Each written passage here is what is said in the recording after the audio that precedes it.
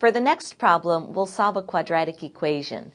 We have x times the quantity x minus 2 is equal to 4.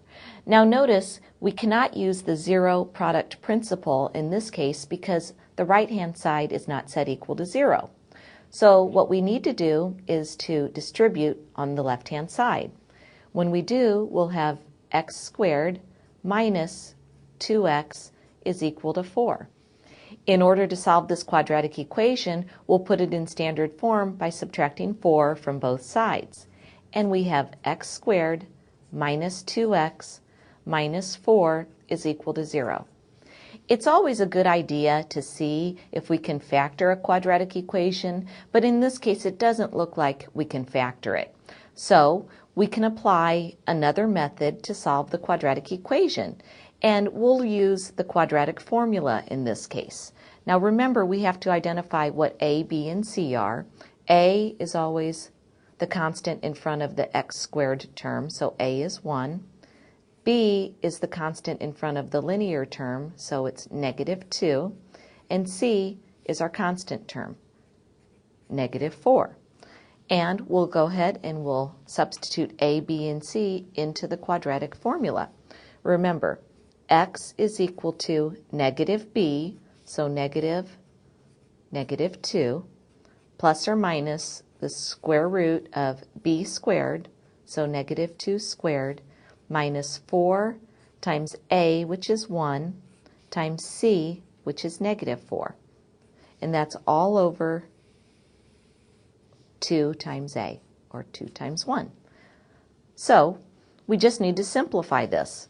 So x is equal to negative of negative 2 is positive 2, plus or minus the square root of negative 2 when we square it is 4, minus 4 times 1 times negative 4, that will give us positive 16, and that's all over 2.